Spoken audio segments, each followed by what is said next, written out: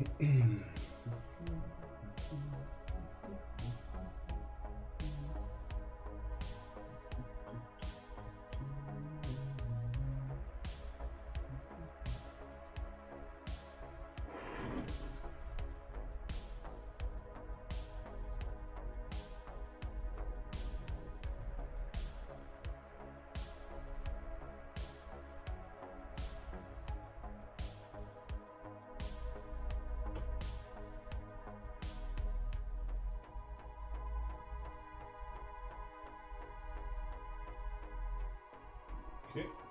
Hello there. So I haven't streamed for a while, more than a year, I think, and I have a spare time now, so I'm gonna hop back into doing more, you know, the streams and art and everything. So let's start. Today I'm not planning anything at all, just gonna doodle and have fun around drawing, nothing else, you know.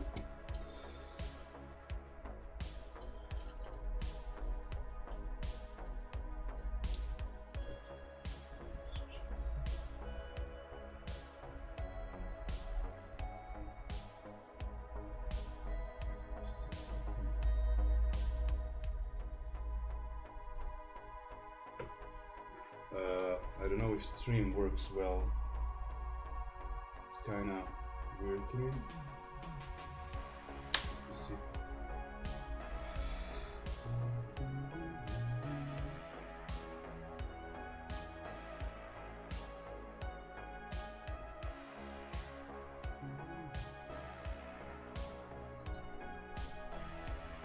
Yeah, I think it's cool.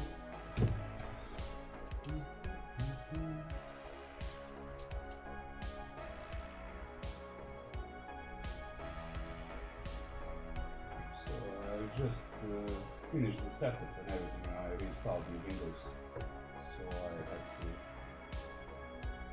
had to do a bunch of other stuff and prepare this. Okay.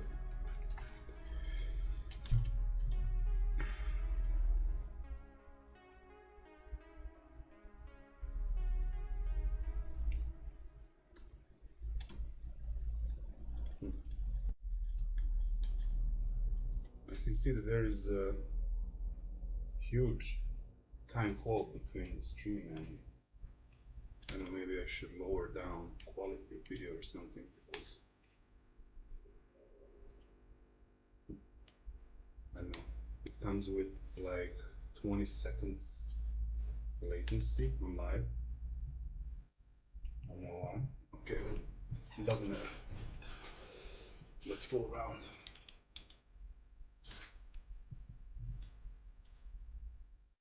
Let's experiment.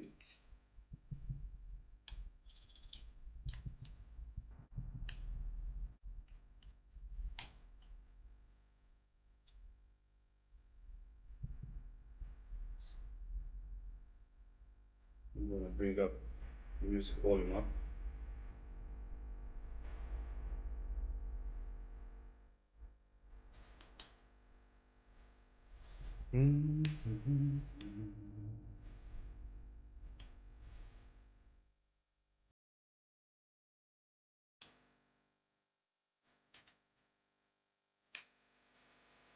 So I don't have the slightest idea what I'm making at the moment. I'm just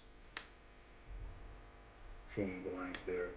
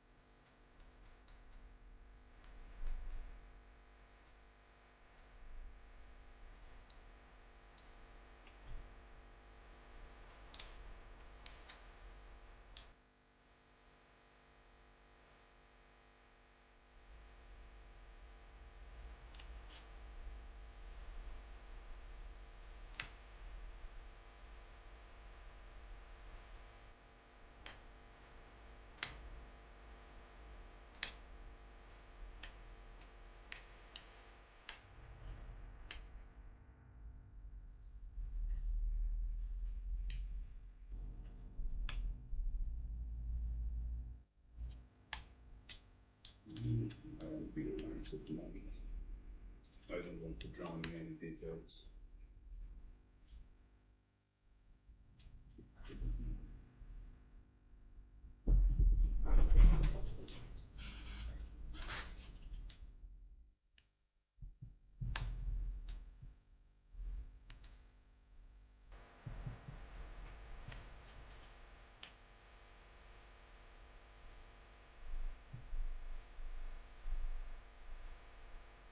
O, jesi više, brate moj.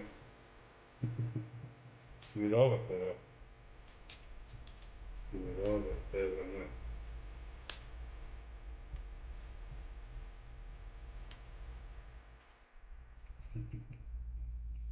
Fantastični.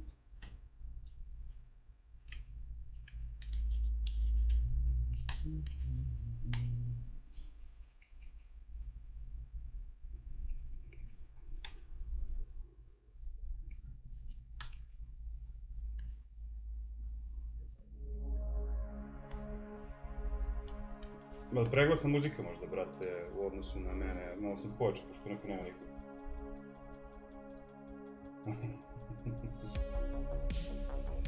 Ništa, brate, ja...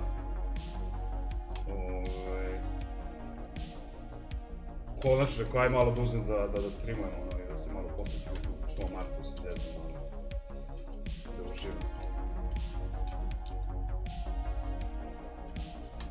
Ne pravim ništa ciljeno, ono, bukvalno je free form ilustracija, pa kuda ode.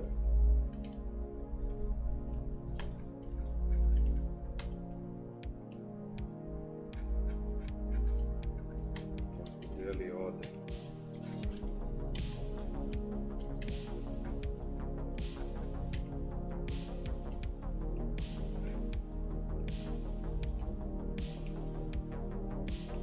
Ti jesi mi dobar? Nema potrebe još sa kamerom, nema nikoga ovdje, brate, tako da... Reklamiračite kako bude bilo ljudi. Ili se streliti jedini da streamu, tako da, pošto... Nisam, kažem, tek sam, brate, instalirao Windows, snimio sve, nisam ništa ozbiljno kao sad, kao šerovao likove i to, prosto hoću da uradim stream 2, čisto da vidim što treba da popravim, znači, tako te neke stvari, ovakve stvari koje mogu da popravim. Pa onda, kad to malo se sve zategne, onda ću da šaljem linkove i to po socijalnim mrežama i tako pustim. Ti imaš kuće? 1, 2. Gimlija Bostonce i Ljubicu Ciganku. Kurkera imaš?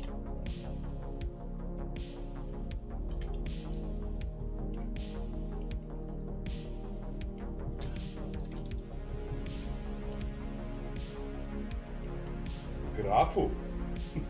Rasu imam, ili ti grafu, imamo Boston Terrier mi je ovaj mali. Čekaj da ću ti početi. Gimli! Evo, ovo je Gimli, ne znam da li se vidi odatle, a tu je negdje Ljubica Crnkilac, ne vidim gdje je. I tako, evo sad da sam vratio na kameru, vidjet ću posle. A zašto mi, da ti pitam nešto kad si Kaskije?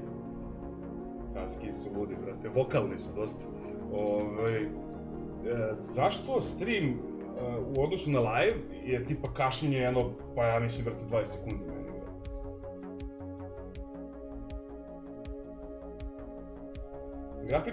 Grafičku imam AMD Radeon 5500 XT, nešto tako nešto, nisam toliko u svetu gadgeta. Ne razumijem baš, ne znam tačno koji je nešto XT, 5500 XT, na 4 giga. Nije neka, ali za mene okej.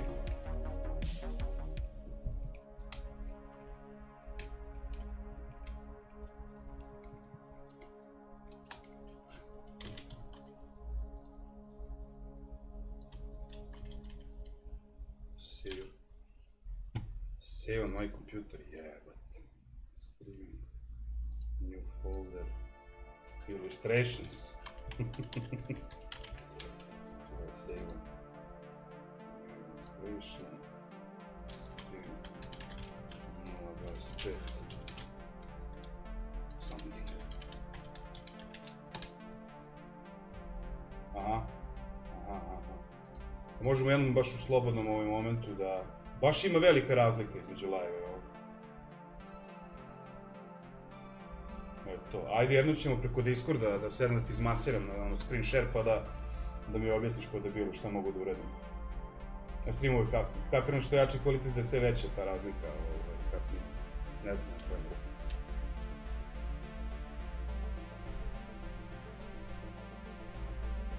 Da. Još što sam prošle godine, nemam utis, bilo je 10 sekundi, a ovo mi je, baš deluje... Da, deluje mi kod 20 sekundi.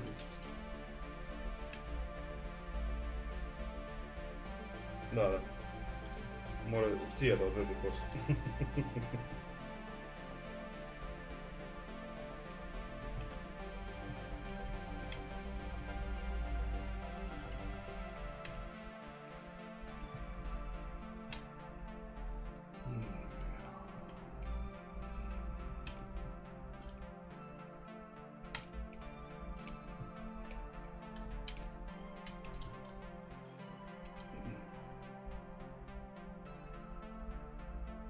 Pa da, to.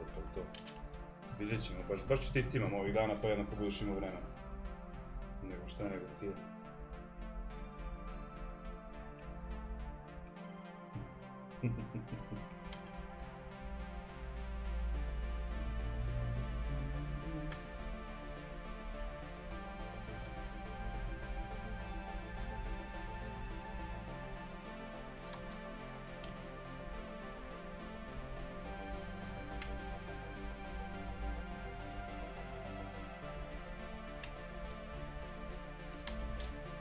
So I still don't have any idea what I'm drawing at the moment. I'm just trying to figure it out. That's why I'm just doing this rough lines and everything. It's more like it's not a line. It's more like foreshadow of something.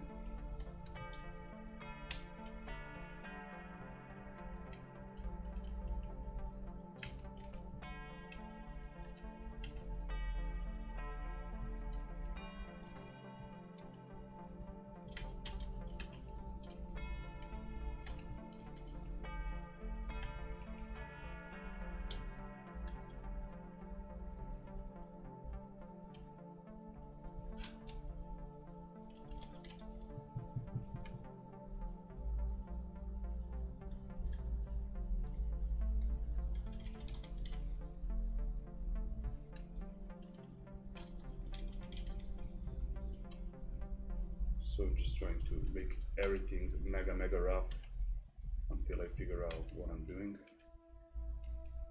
Let's show in some background.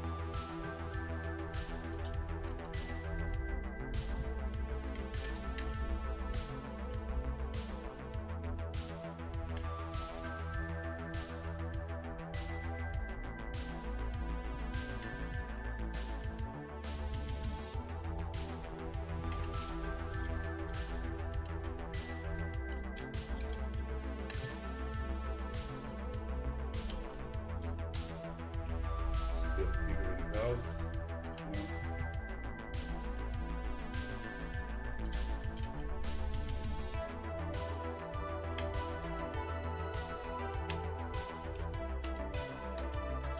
I love this very beginning when I'm drawing some randomized free-form illustration because I don't know where it's gonna lead, you know. Oh, thank you, Misha, thank you.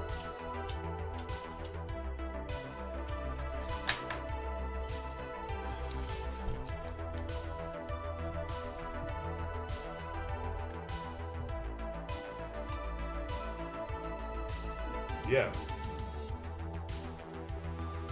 process is fun, and it's like when I was working in the studios, art studios for the video games, you have like too much pipeline, too much you know, closed framework of what you can and what you cannot do, and this is like a good type of doing art for just bringing in back, you know, that creativity moment, you know, in you, because when you work in the art industry, your creativity works, but in the certain dimension, how to say that.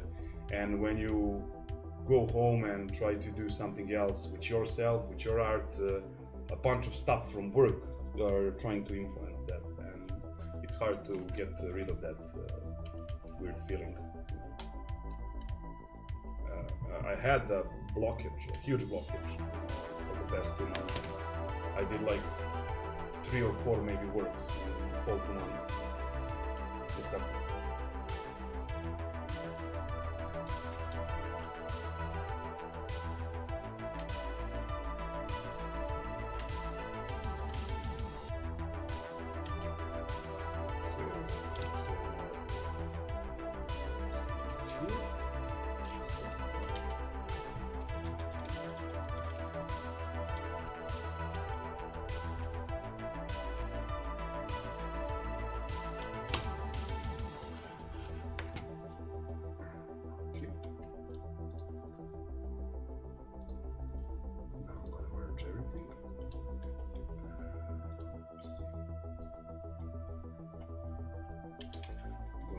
Play around a little bit more with this.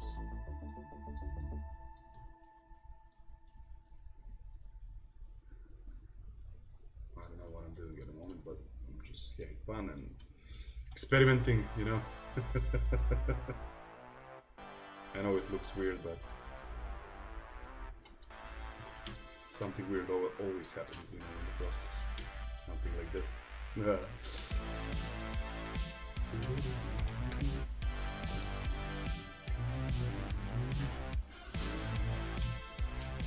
Okay.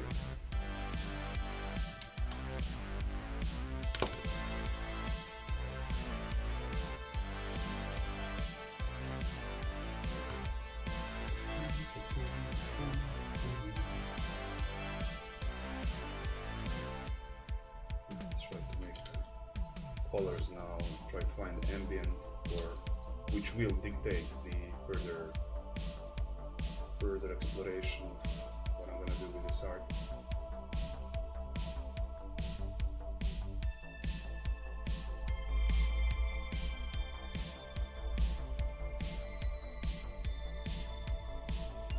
It's some royalty-free music from YouTube. As you see, I'm gonna copy in the chat here. Just give me a sec. Some retro synthwave. I love that music. It's always fun and good to work with it. I have a bunch of my own, you know, instrumental music, but I'm just gonna listen to something else today. Oftenly I put my own music into streams, but not today. Okay.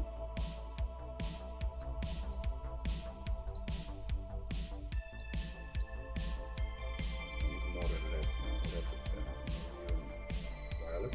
See? No. This. Okay.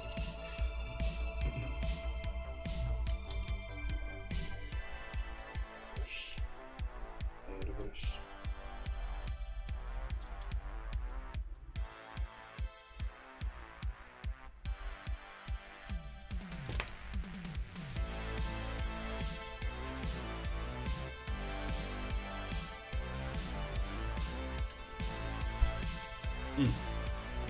Okay, now we have like some simple composition, and it's abstract as fuck, but we're gonna try to evolve it further with a few details.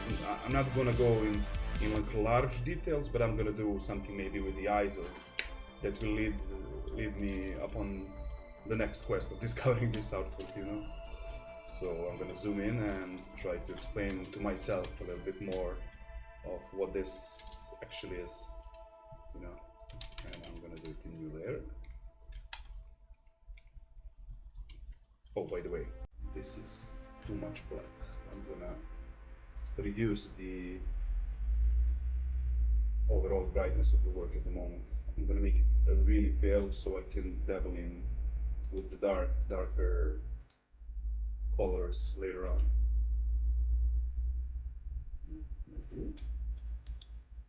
Okay, let's start. So this is how. What? Oh, fuck. This is the same layer. Just a second. Yep, we're good now.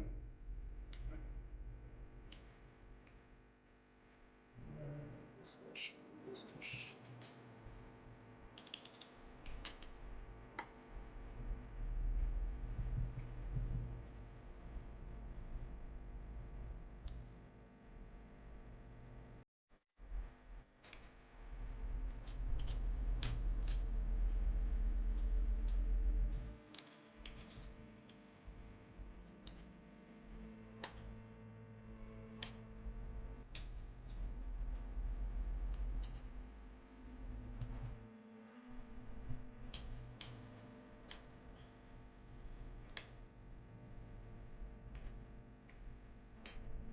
I know this looks like a mess, but it will all make sense later. It's just processing.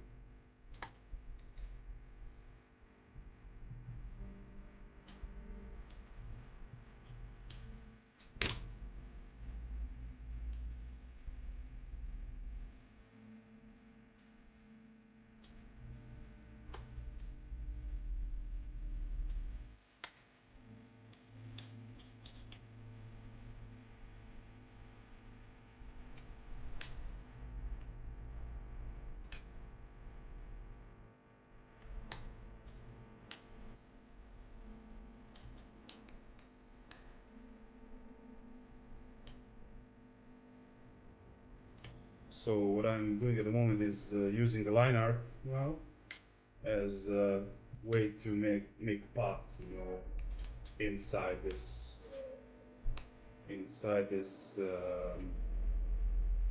abstract forms. Obviously, it's gonna be some face, but I'm not gonna do like the regular human face here.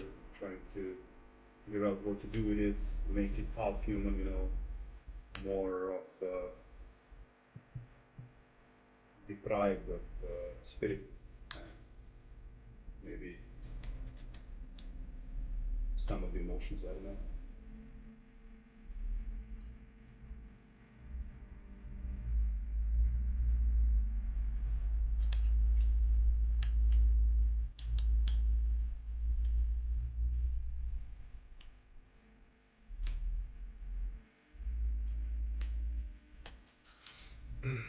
So I'm figuring out, should I like do this nose, maybe just prolong it more now, so it's a bit more weird, you know,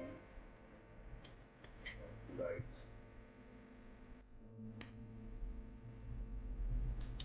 so.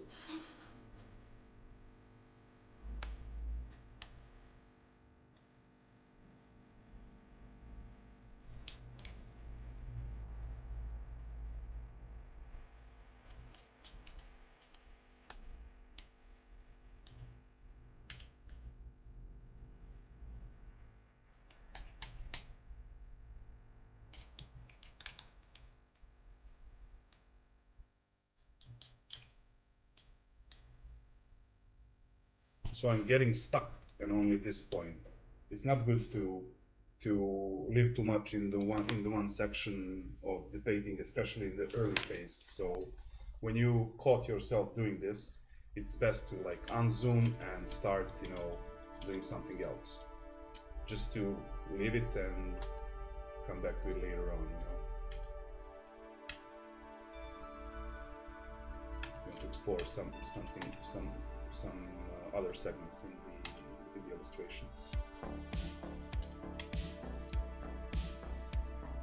Also, if we're gonna do this parts of the face lit, we're gonna have to do like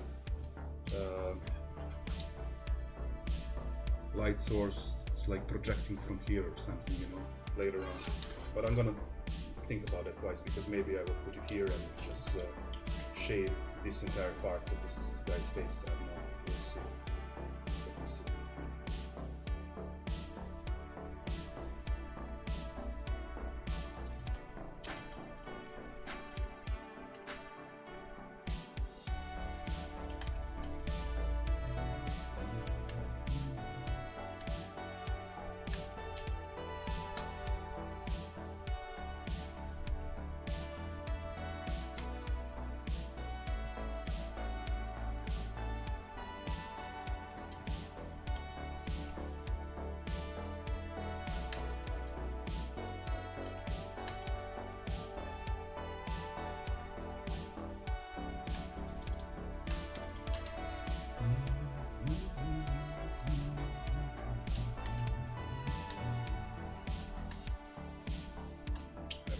Head or whatever it is, head, helmet, whatever it is, be like much longer.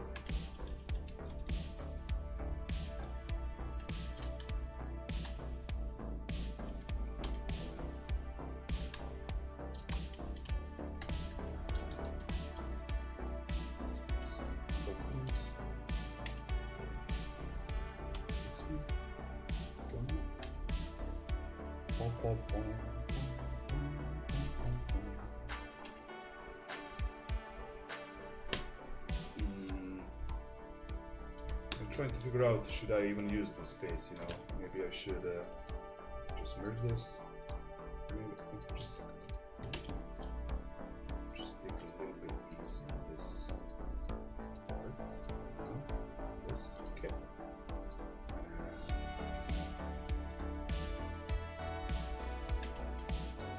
Copy again. This is strange. Copy. Paste. Yep, it's good now.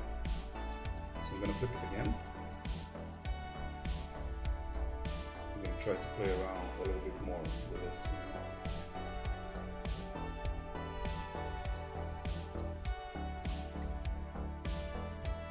Separate now. These two guys. I'm gonna make this one much smaller. I'm gonna put him like here maybe. Then I'm gonna whoa. See? Yeah. There it is. This one should be in the background. This one also.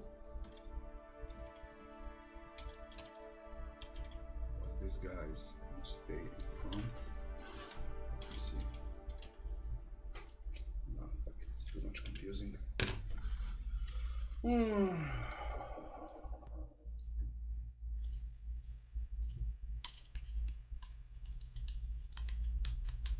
Just copy, cover all of this. Try to do something else.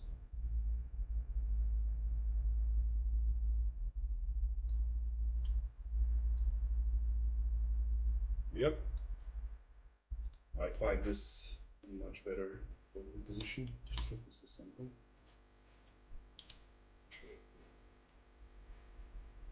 Rotate it a little bit. Make it more dynamic.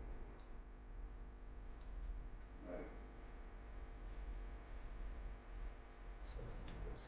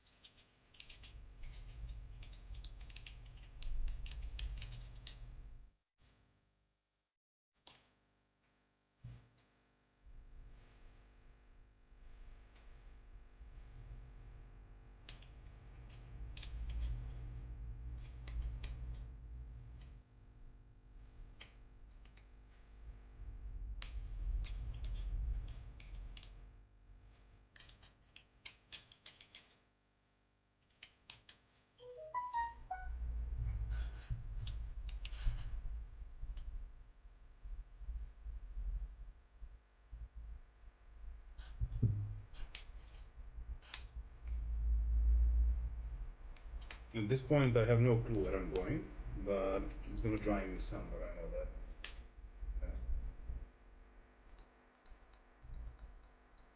I just want to put some more colors without any particular reason. Just try to find a palette of this thing that I'm doing.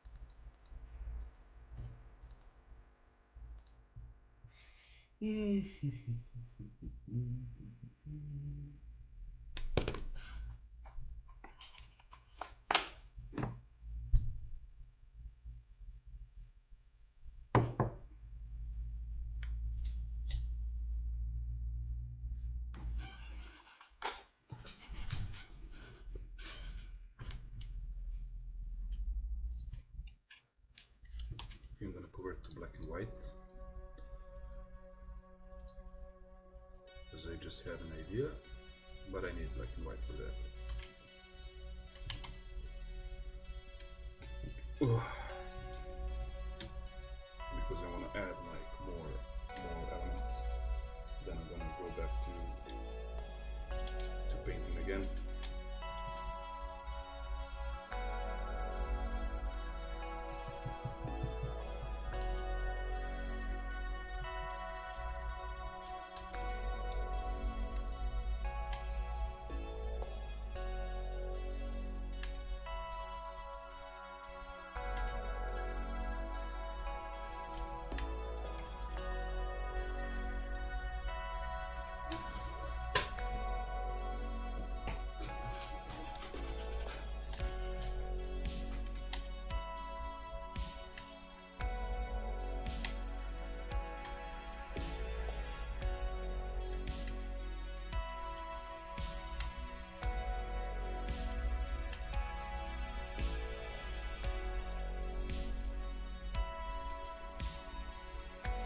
Yeah, my friend.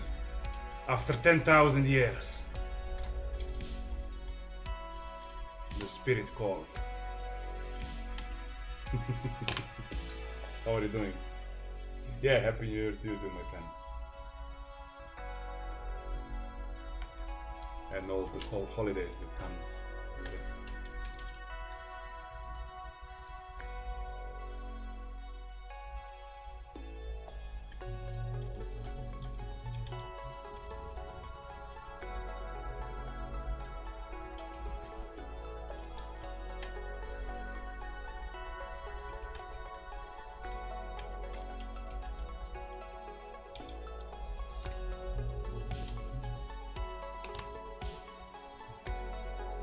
It is.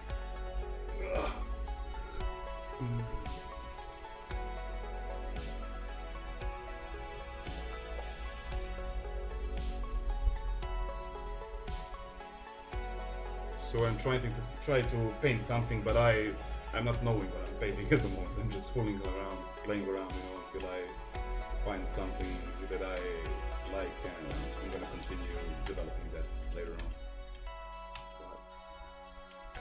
But still.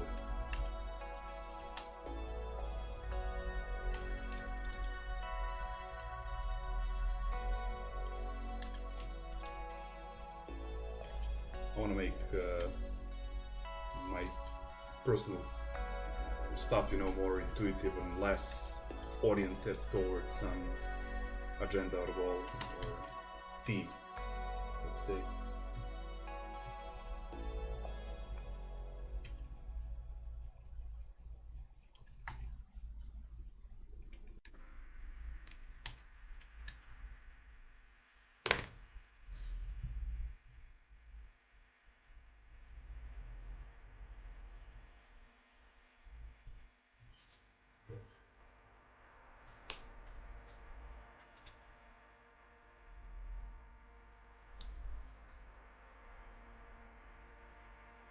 Yeah, something like that. More with the shapes and composition at the moment, but yeah, later on it will be with the colors and everything.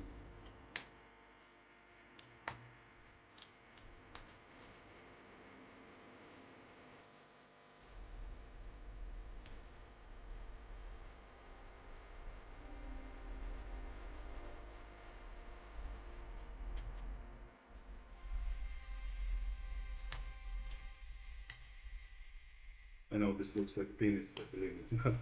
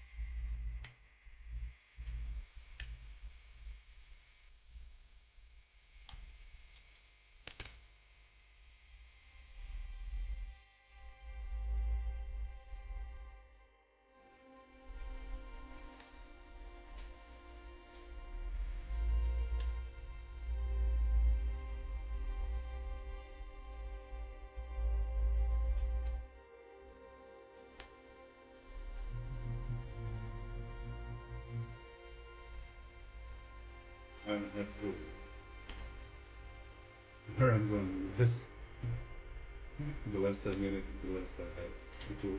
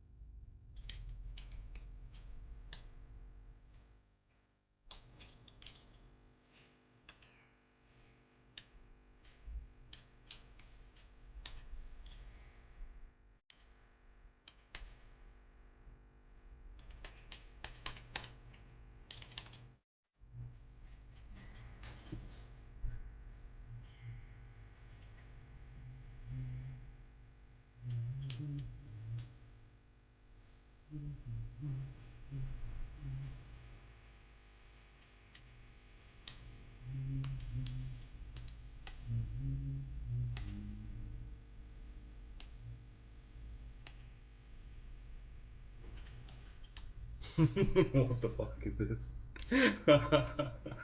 Just a second. What the actual fuck, man?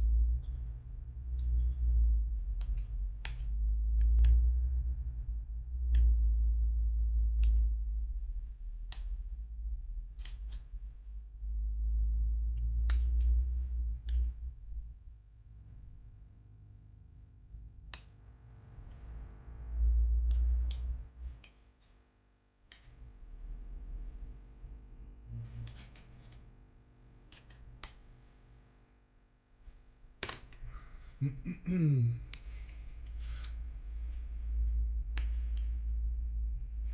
kind of need to change music. I need something more organic. Just give me a second.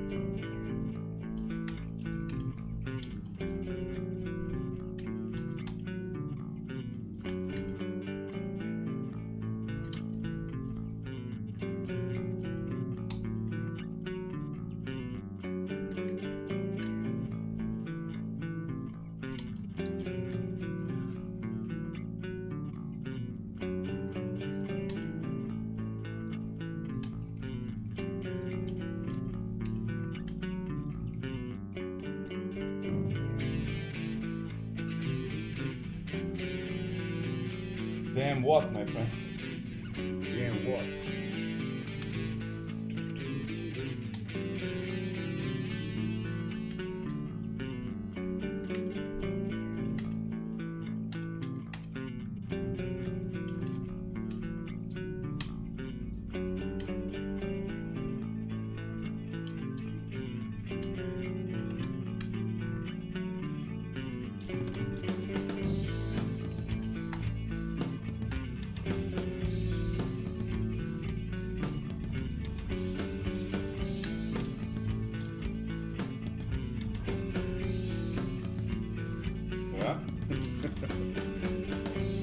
Oh, this is my music that you're listening at the moment. Some free-form jamming with myself, the drums and bass guitar, you know, the different effects. So all of these instruments that you hear, string instruments, are actually one bass guitar with multiple recordings.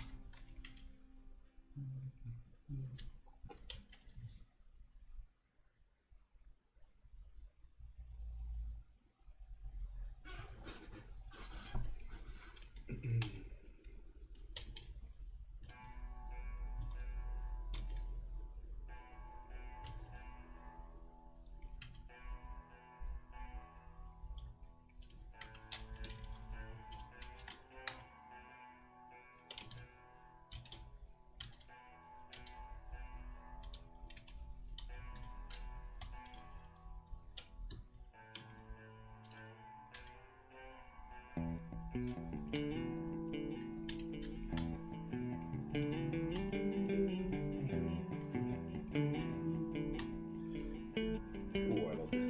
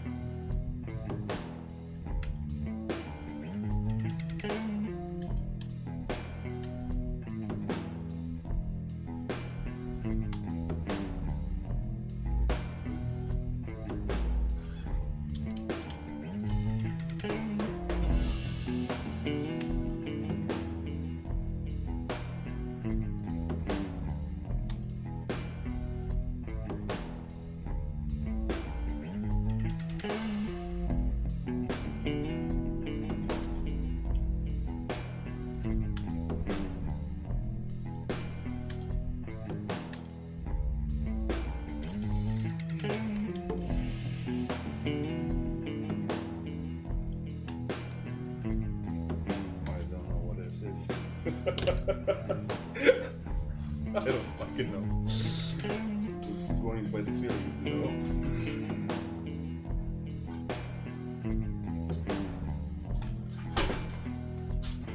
So when I'm trying, like, when I find myself like a pathway that is logical to me, I just try to, you know, turn a little bit from that, because every time I do that, I end up in a comfort zone theme or something. I want to draw something more. I don't even know how to say that word in English, you know.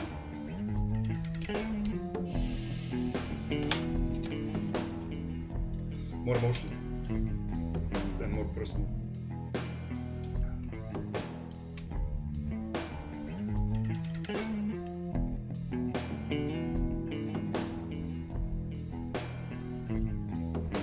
Personal. The person.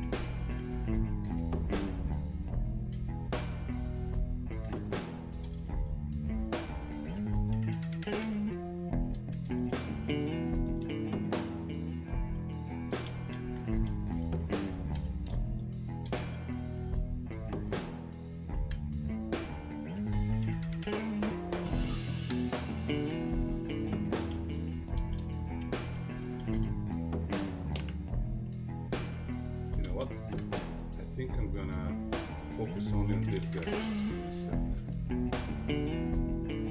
Because at the moment, this person doesn't matter to me anymore at all. Focus on this guy.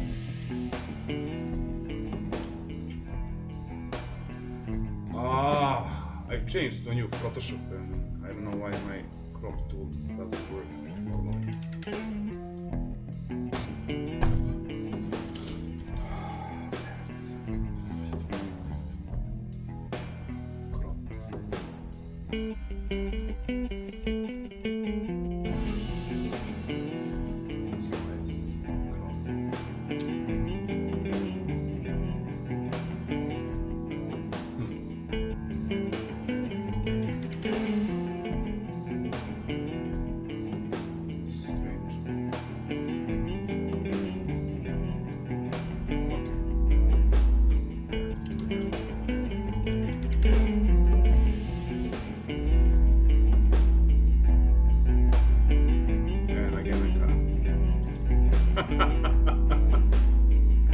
But this is just retarded. How come this crop work doesn't work? Crop tool. This is retarded. What the? You know what I will do? I'm gonna copy this bastard.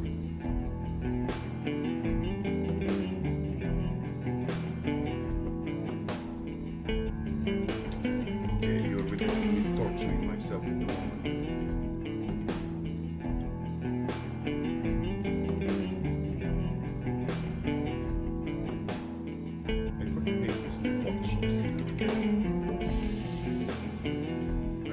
The last one was like from 2014, it worked perfectly.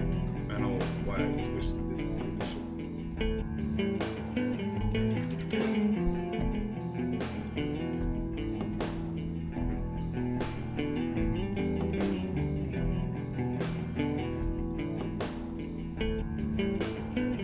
Okay, Mr. Google, invite me.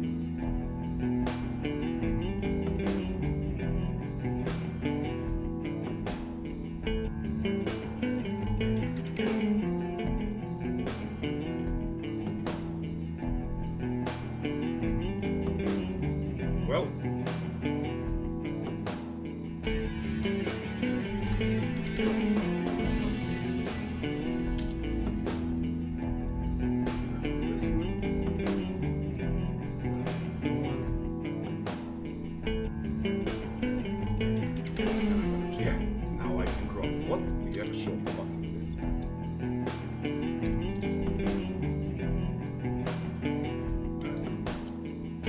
I just hate this guy.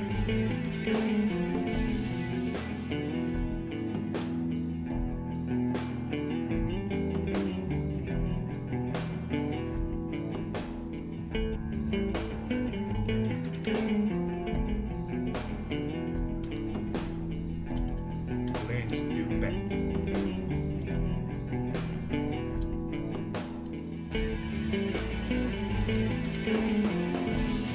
But it works now, that's what matters.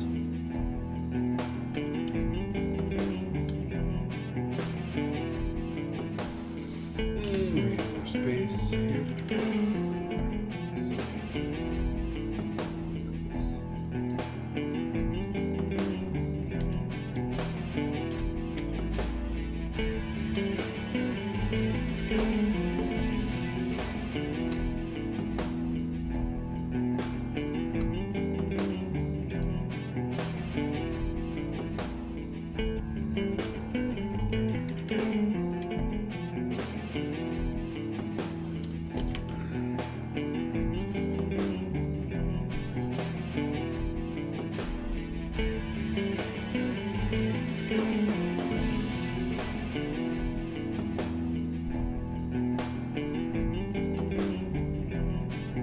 Yeah, crop now works perfectly. I don't know interaction. Doesn't matter. Come back to me.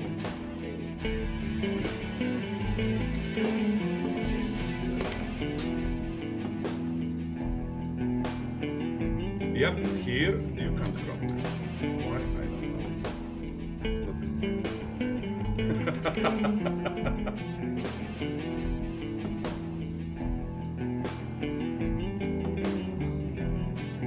What the fuck? Arbor 3, Arbor 4, but I don't want new arbors, man.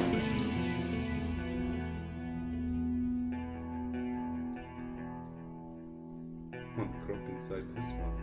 Oh.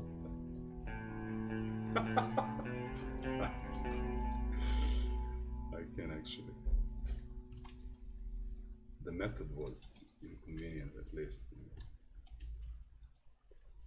Okay, so not only you have to select your layer, but you need to like select it with a circle, and then you can, I think you can crop. Let me see. Nope. Nope. Nope. Nope. Yeah, but you can create 1,000 new artworks.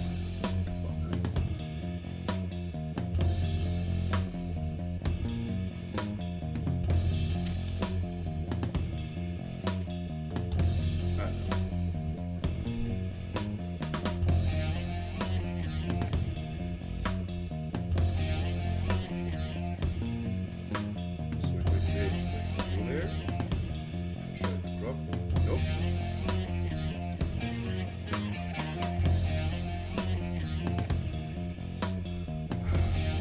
Still don't know why I can do that.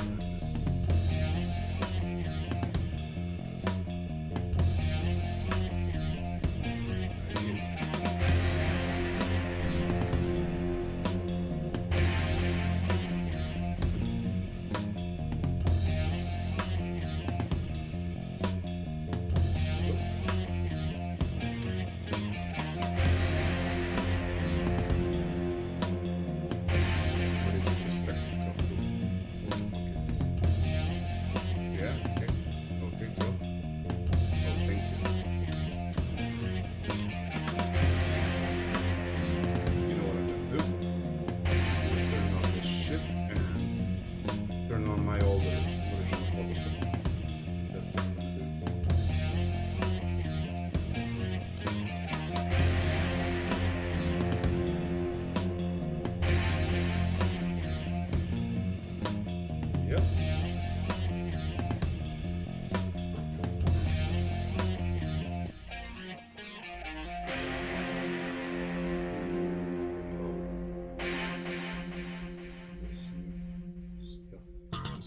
sec.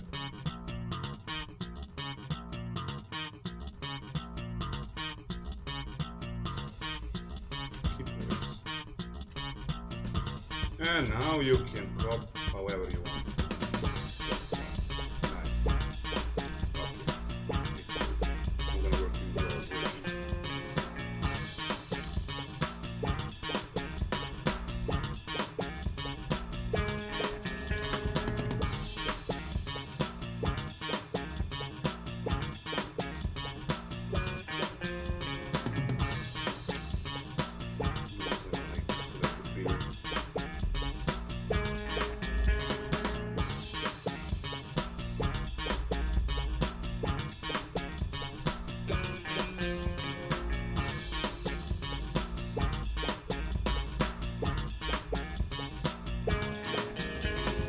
Yep. There it is. Save this.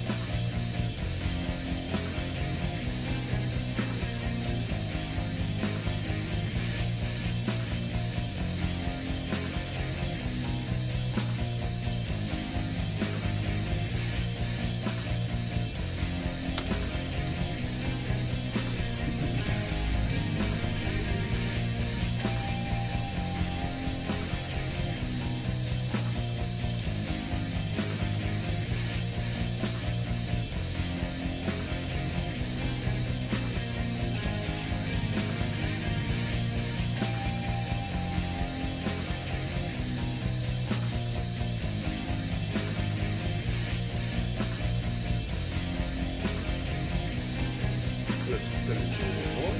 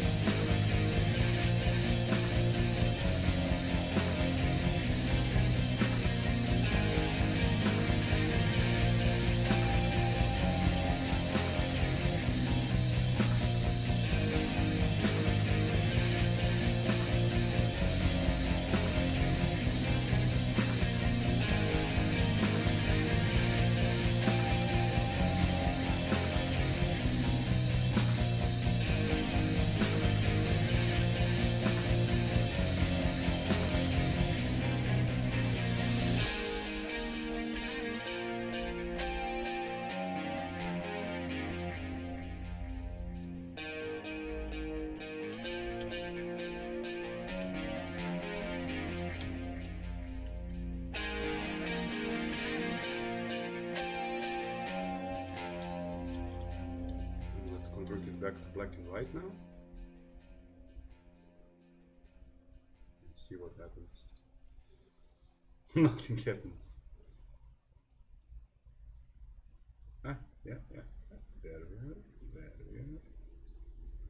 There we are.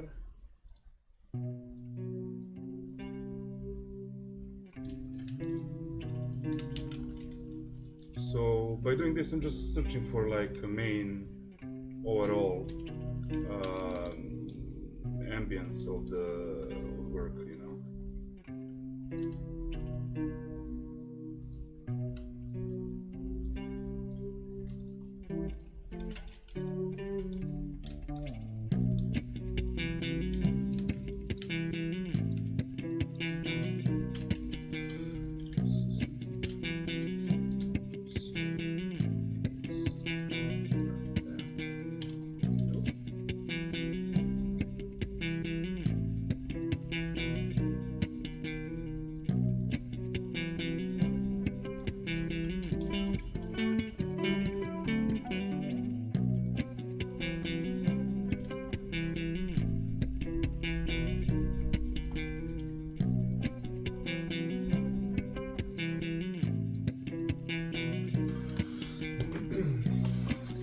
I think this is good,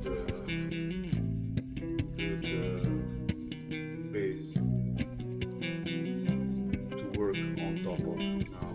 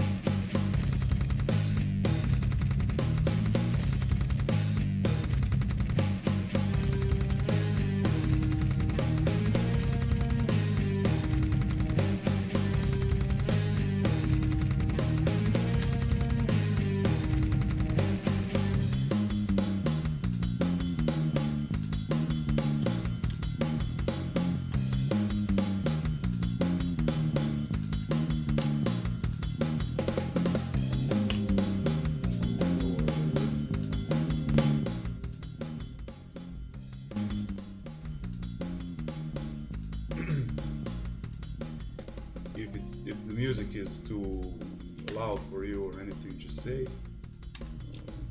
So actually, in the past like year, I've been dabbling, or even more, I've been dabbling into with line art, mostly, and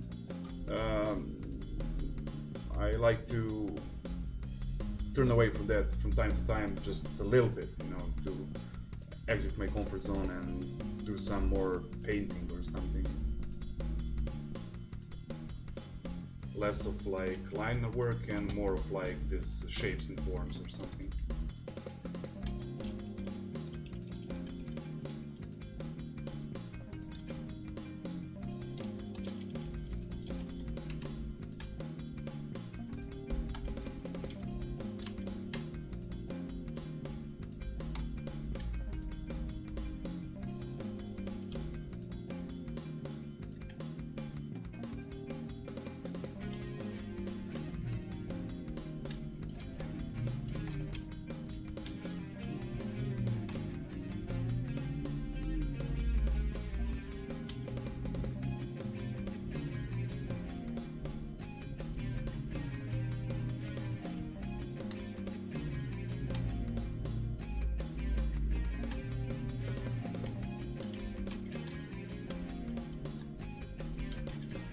Whoop.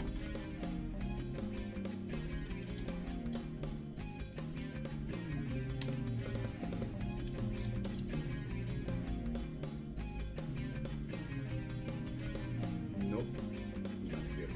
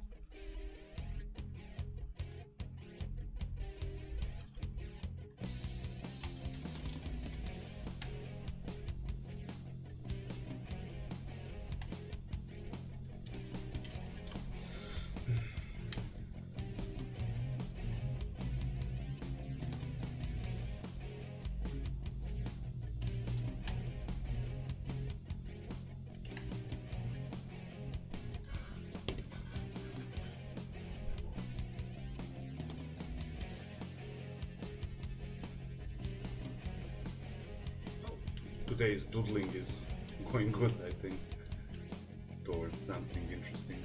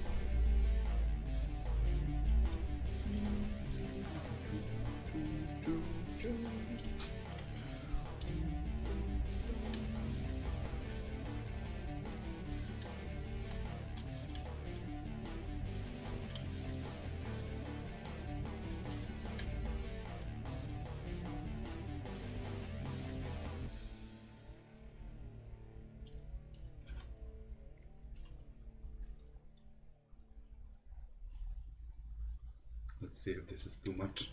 Let's see if this is too much.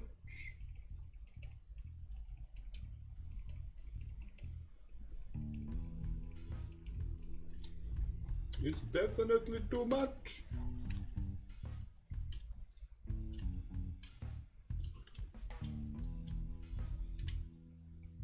Ugh.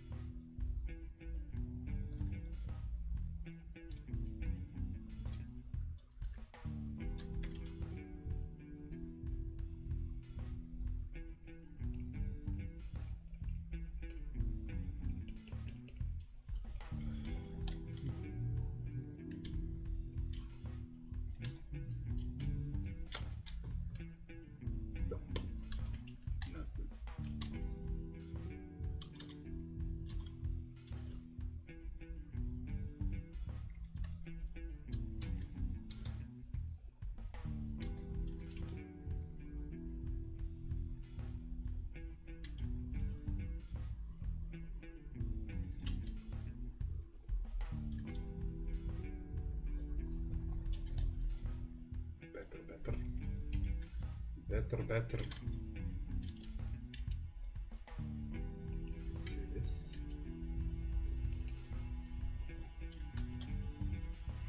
Oh. So I need to delete this one because it pops out too much.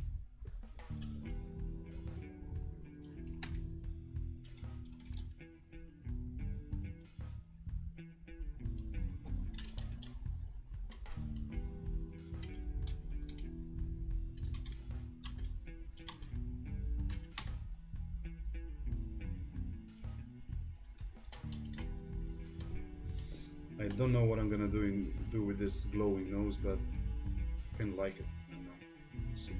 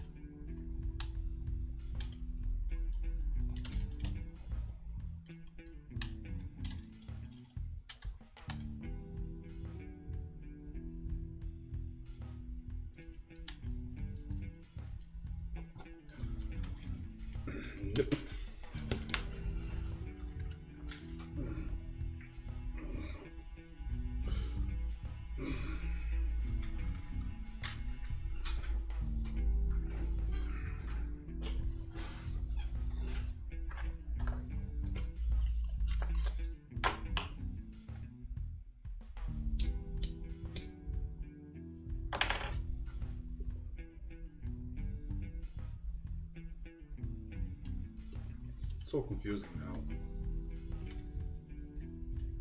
This things you need to delete this one because it makes too much collision there. You can't see what's what. I know.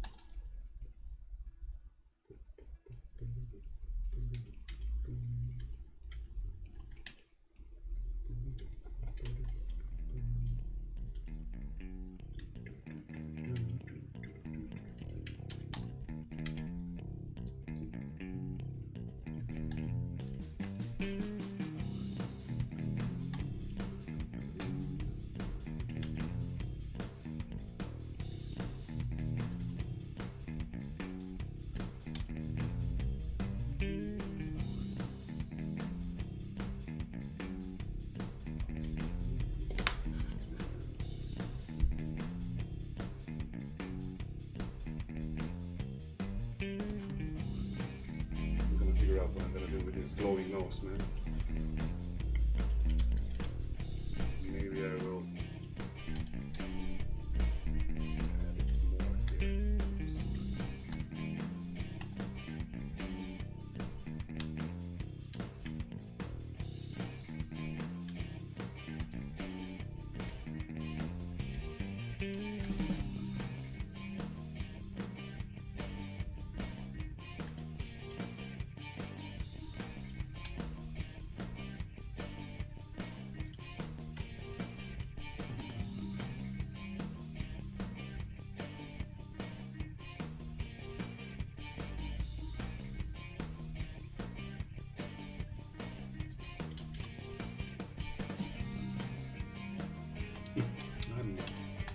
We'll see.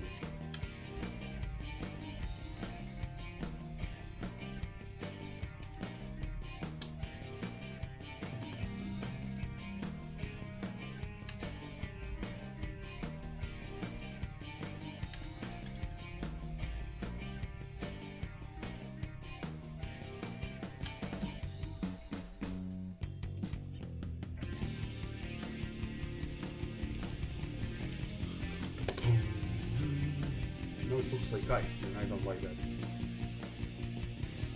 I didn't like that.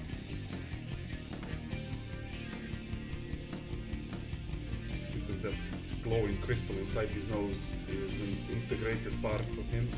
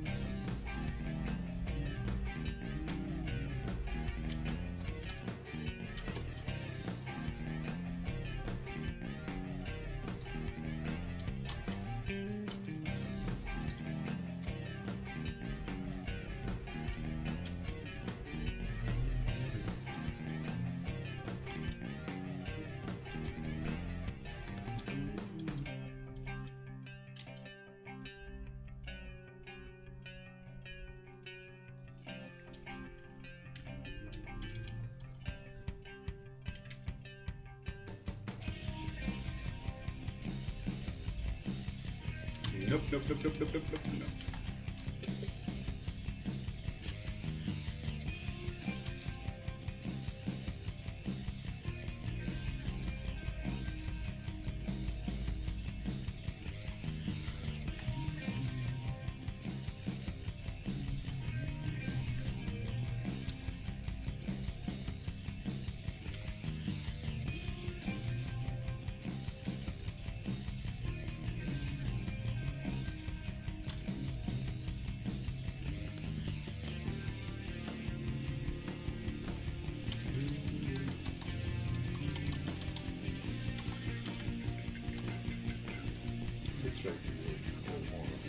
face itself.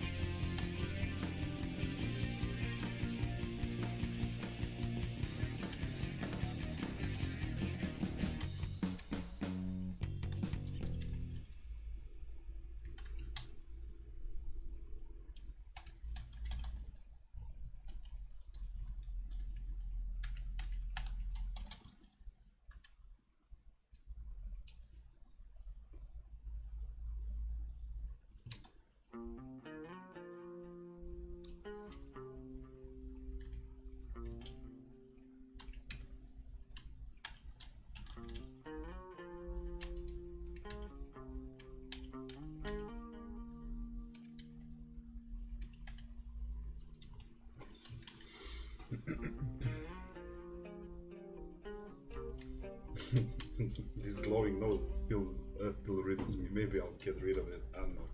Let me see.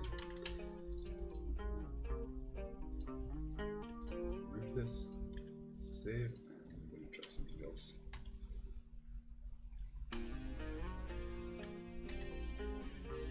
Yep. There you go.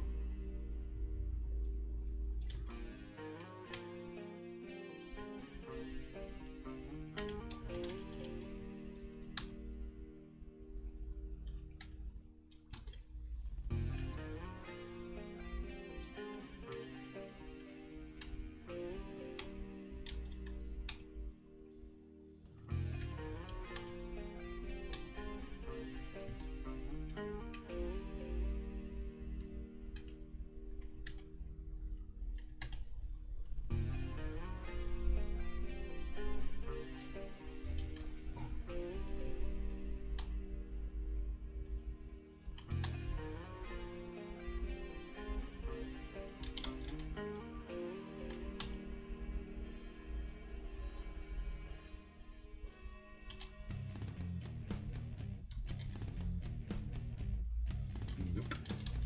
Don't like it.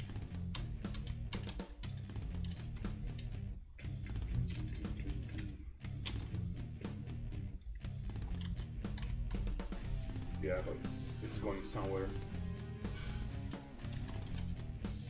I also need to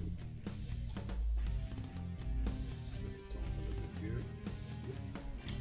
Open this side. Yeah, I'm gonna take care of it later.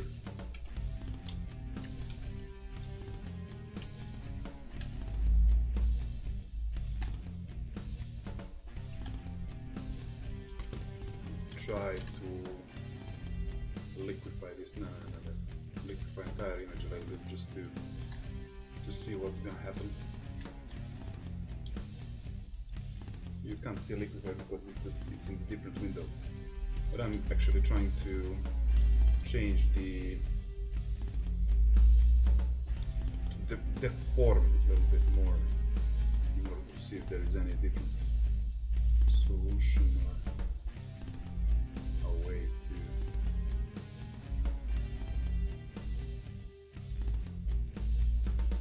Nope.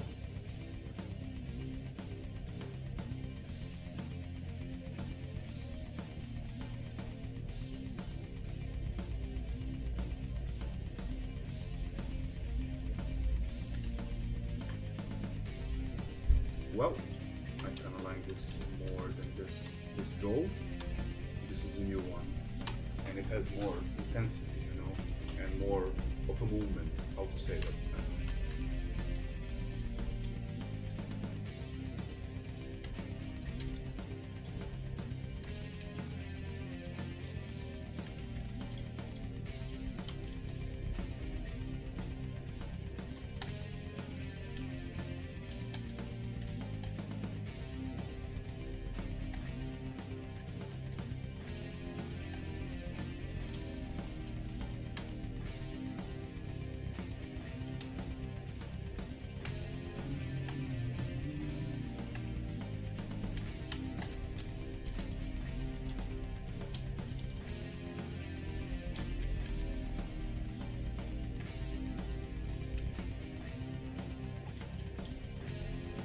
He looks like he's smiling now. Actually, ooh, I like this. Let me see.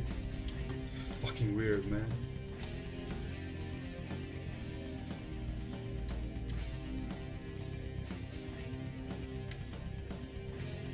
Holy fuck, it's weird. I know. It's a bit off. I don't know about it. Nah. But it was a good surprise.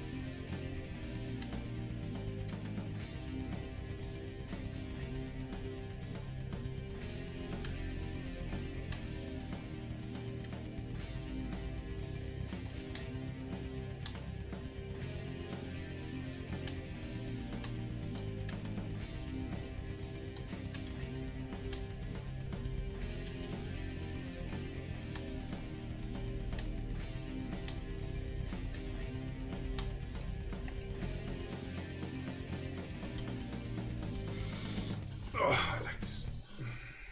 Okay.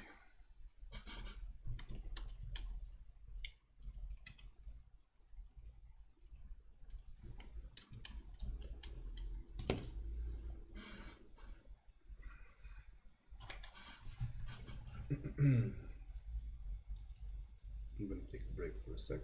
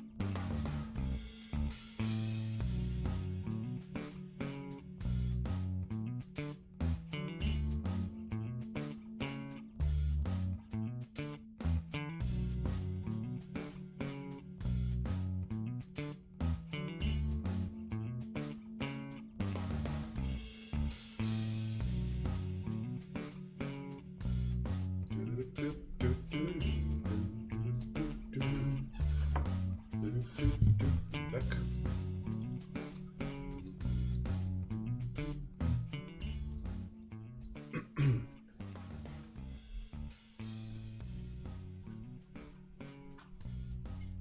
Let's find some other music.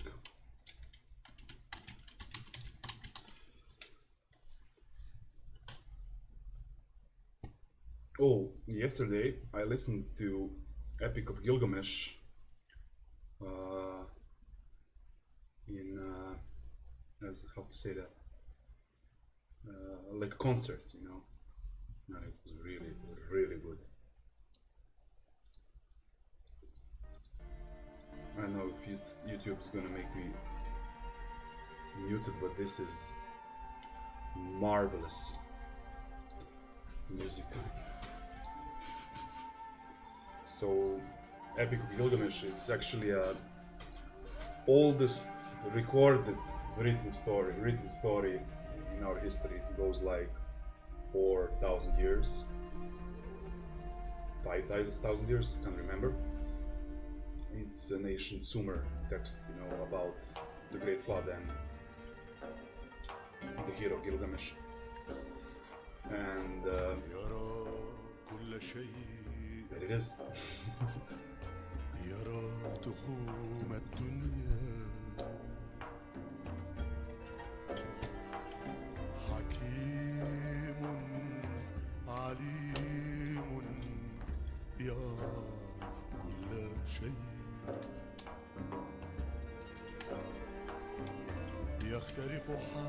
كالظلام بثاقب نظري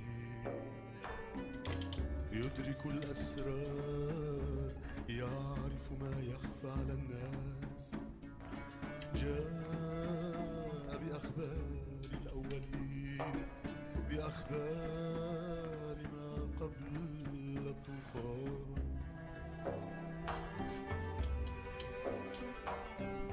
جال في الأرض طويلا أضناه التعب وعلى ألواح من حجر لون ما فعله وما رآه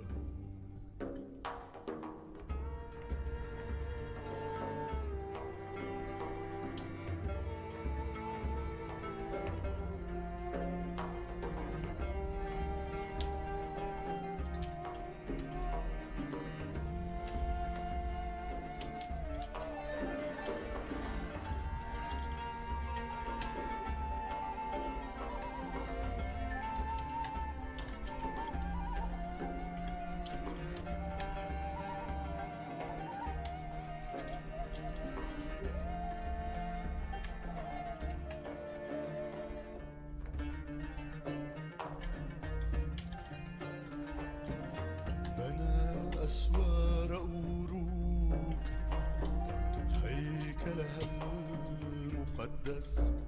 So he mentioned Uruk, and Uruk was, I think, one of the main cities in ancient Sumer. لم يبني مثلها الناس. I don't know the story, I've never read it. I read it as a young kid, but I can't remember the actual story. And definitely need to read it again. But you can see that this music sounds like mega old as a civilization itself. And it's melancholic also.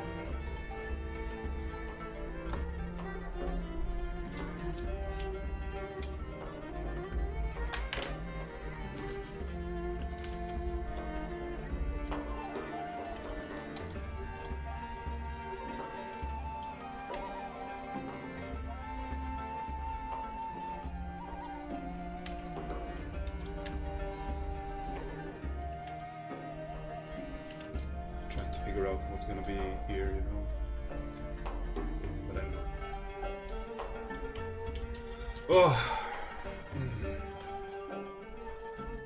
تسلق أسوار أوروك تفحص آجرها أساساتها هل ترى بناء أعجب منه الآلهة العظيمة خلقت جلجامش كأعجوبة كأعجوبة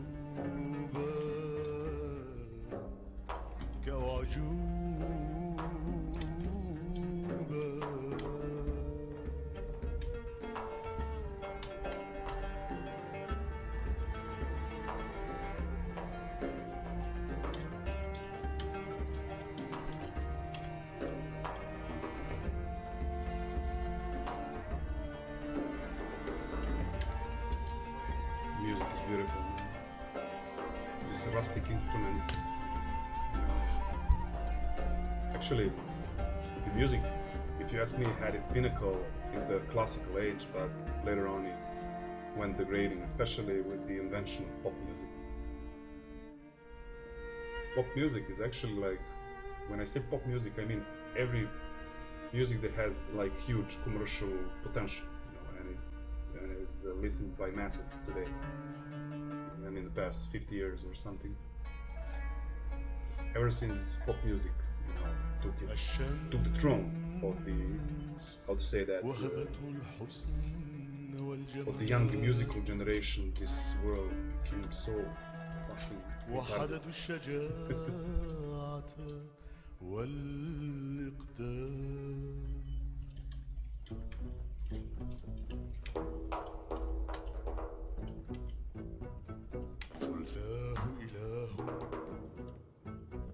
ثلثه الباقي Music changed so much لسان that we can't even recognize ourselves with the music of the old now today. It sounds ألقى الرعب so في foreign, قلوب so الناس far away, you know. بغى وظلما لم يترك ابنا لأبيه لكنه راعي ورود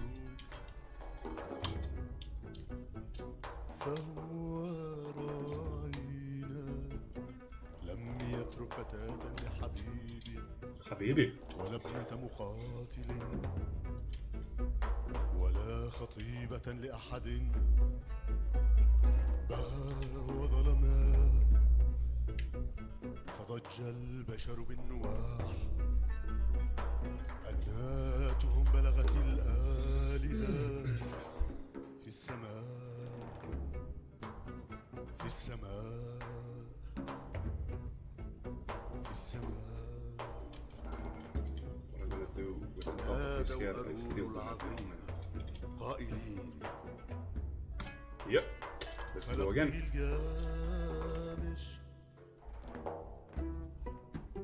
خلقت جلجامش خلقت لي هلا خلقت له غريبا يصارعه باستمرار فتجد It's beautiful.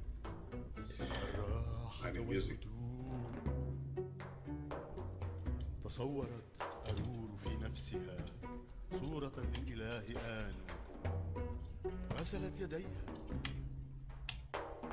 أخذت طينا رمت الطين إلى القف إلى البرية وفي البرية ولد أنكيدو كان من نسل نورتا العجيب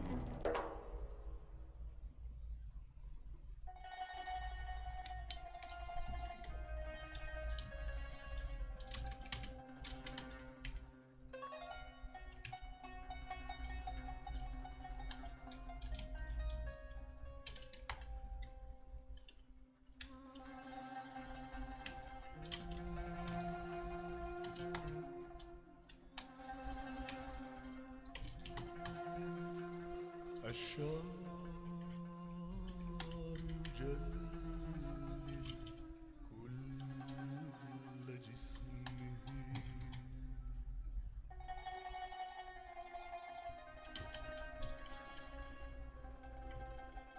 شعر رأسه شعر امرأة ضفائره سنابل قمح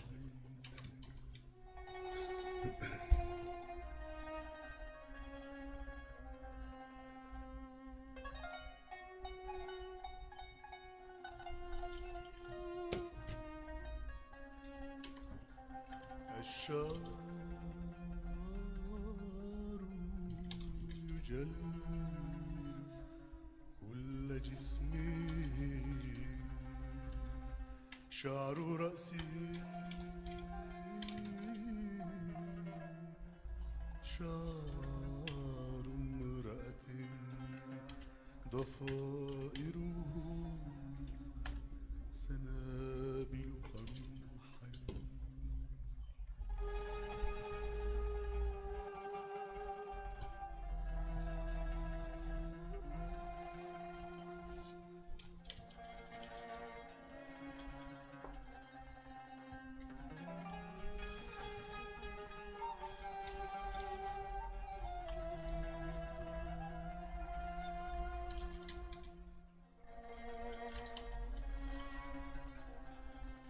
لم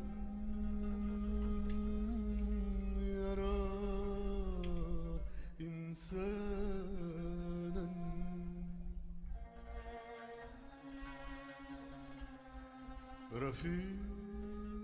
رفيقه الحيوان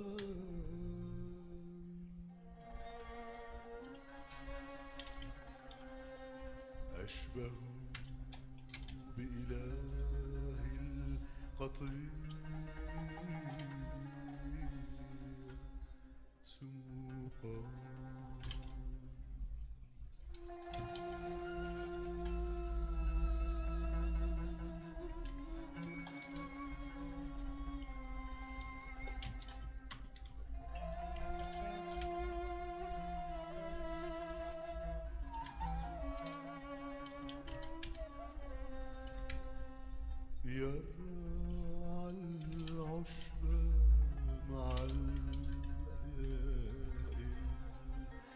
يرتاد الماء مع القطير.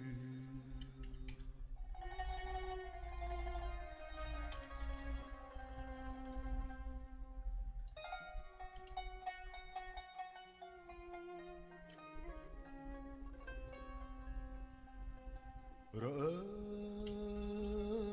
مرة صياد فارتاع، رآه ثان وثالث فانتشر. Nope. Perspective.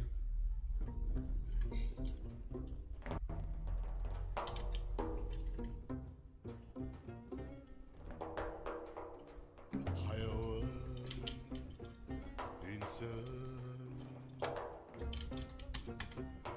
حيوان إنسان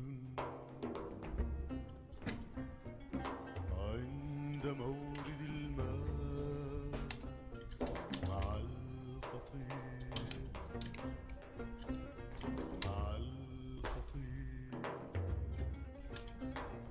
مع القطير.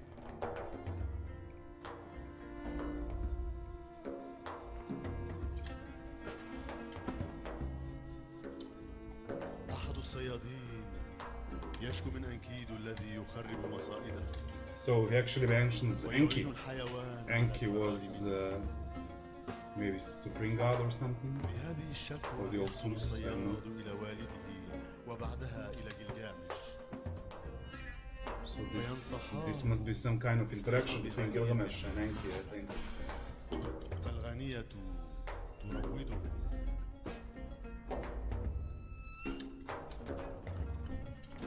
جاء القطيع إلى مورد الماء، جاء أنكيدو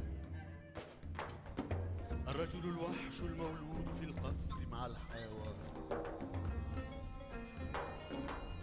اخلعي رداءك أيتها المرأة، اكشفي عن صدرك لتبن مفاتنك، اغويه، اسحريه، علميه ما تعلمه المرأة.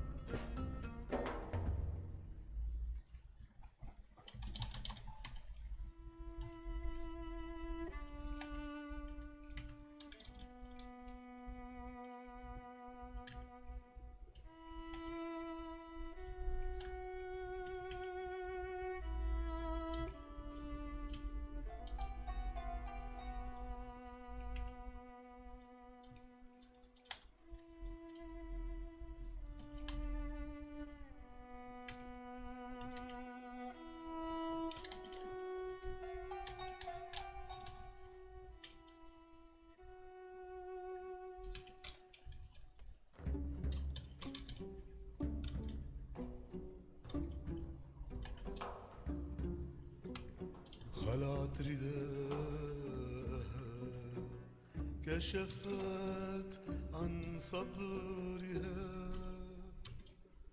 أوته كما تغوي المرأة،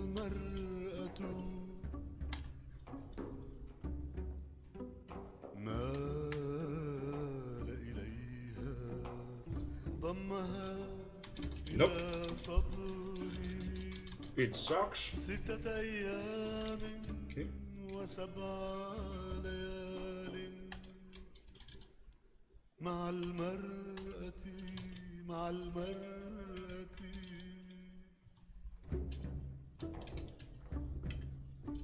رأته حيوانات البرية مع المرأة، مع المرأة. أنكرته وأجفلت، نفرت عنه فاغتم أنكيدو، خارت قواه وهي جسده.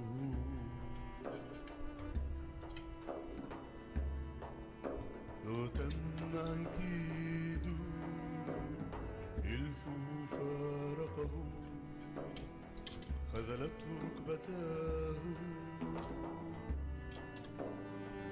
يتم أنكيد قاد لم يعد يقوى على الركض.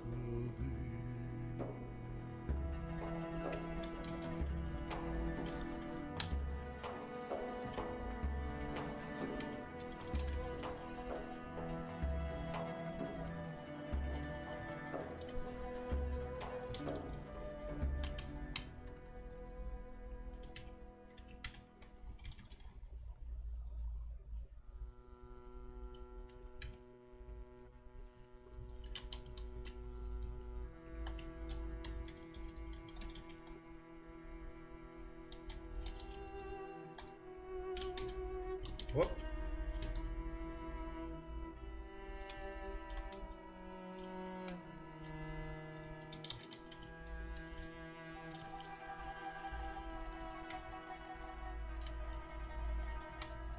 نسي أنكيد أين ولد، نسي من هو من كان. 6 أيام و7 ليال ضاجع المرأة، تنور دينه وقلبه، جلس عند قدميها أصغى إلى حديثها.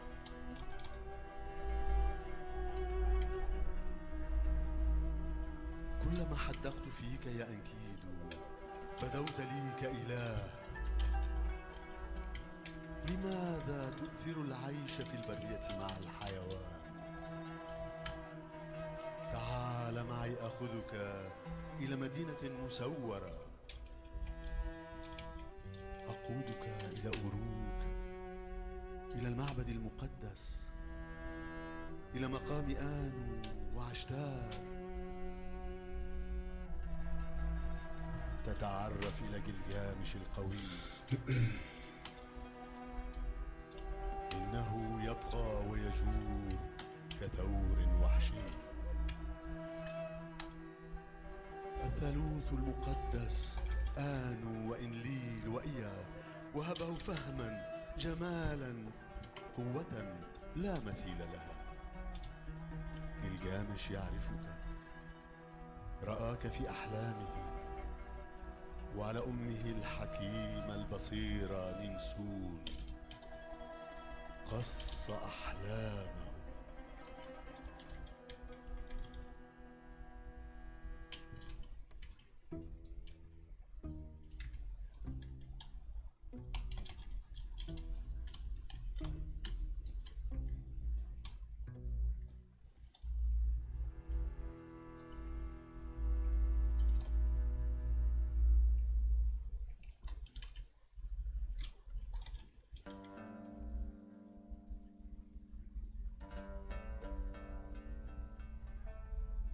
خذيني إلى معبد آنو، خذيني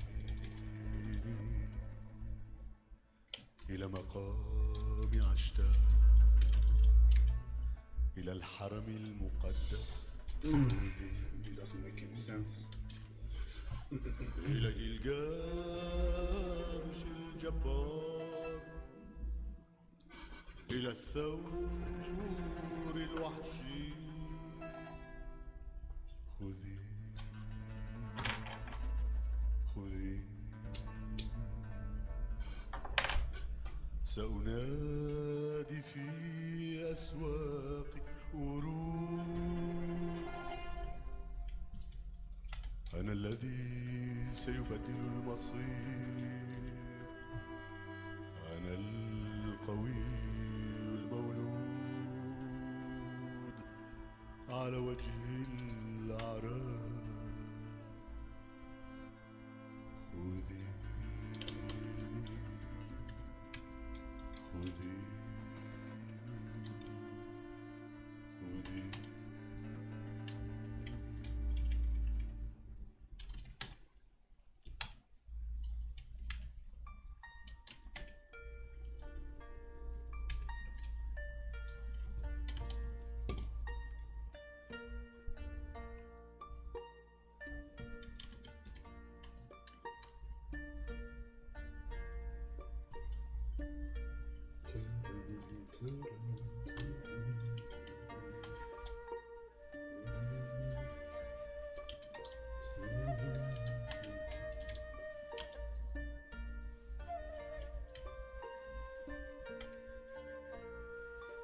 شقت المرأة رداءها شطرين، بواحد كست جسده العاري وبالآخر جسدها، وكما تقود الأم طفلها قادته بيده إلى مائدة الرعاة.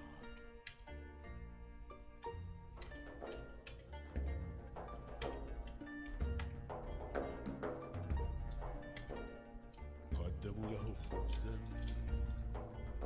لكنه لا يعرف الخبز،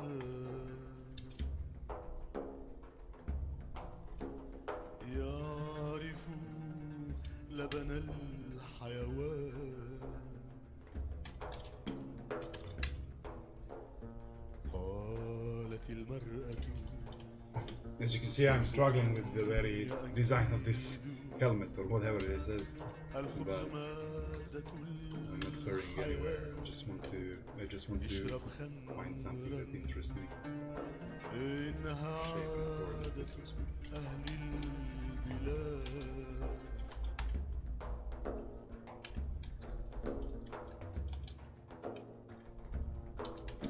فمد يده وأكل خبزا وشبع،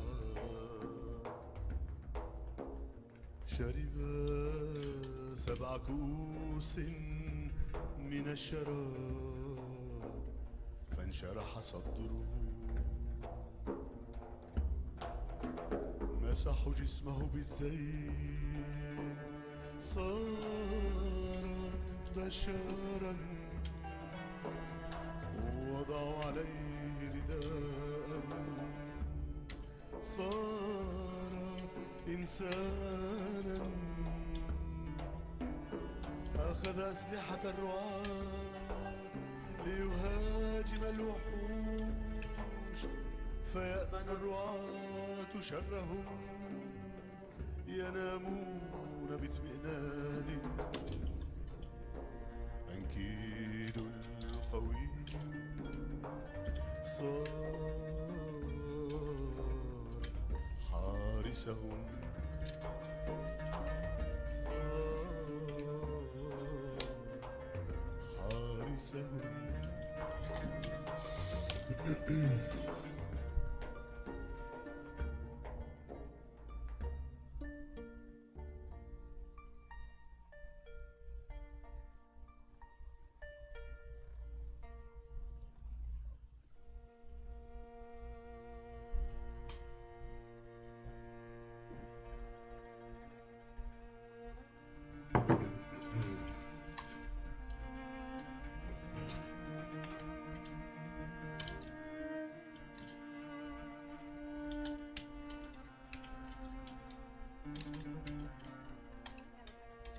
يرى أنكيد رجلا مسرعا يطلب من المرأة أن تسأله إلى أين يسرع.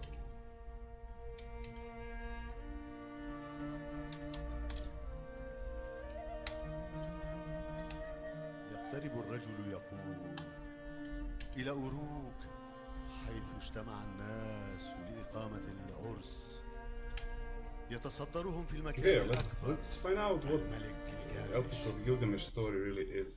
Let me see.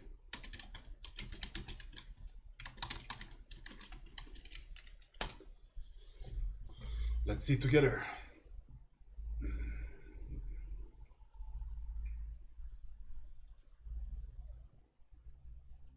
See in the Epic of Gilgamesh, the oldest story known to exist. The oldest existing versions of this poem dates back to 2000 BC in Sumerian cuneiform, while a complete version dates back to 700 BC in the Akkadian language. Even though the texts themselves were lost for thousands of years, the tale still spread through to Europe and Asia. Even the Greeks and the Romans mentioned King Gilgamesh as late as 200 AD. The story was rediscovered in 1839 by a British archaeologist, Austin Laird, leading to the uncovering of much of the lost Mesopotamian civilizations. So without further ado, let's get into this epic tale. The prologue of the Epic of Gilgamesh starts by introducing us to the hero and his parents. Lady Wildcow Nin's son, was Gilgamesh's mother, a minor goddess that was known for her wisdom. Lugalbanda was known as Gilgamesh's father, but we don't know 100% if that's true, as there isn't much mention of him. Gilgamesh was a demigod, part human and part god. He was the king of Uruk, and built grand outer and inner walls that surrounded the city. He was said to have established stunning temples of Anu, the god of the heavens, and his daughter Ishtar, the goddess of war and love. The story begins with Gilgamesh. He is all-powerful, and takes whatever he wants from his people, and crushes anyone who gets in his way. The old men of Uruk criticize Gilgamesh by saying a king is supposed to protect his people, like a shepherd, not pester them like a wild ox. The gods hear their concerns, and tell the goddess of creation, Araru, that since she made Gilgamesh, she must create someone strong enough to challenge him. Araru uses clay and her own spit, and forms it into a man named Enkidu. Enkidu lives in the wilderness with the animals. An important physical trait of Enkidu is his hairiness. Eventually, a hunter sees the wild man at a watering hole. Out of fear, he runs to his house to tell his father about the man, the most powerful of the land. The hunter tells his father that the wild man has disturbed his traps and filled his pits, and now he cannot fulfill his purpose as a hunter.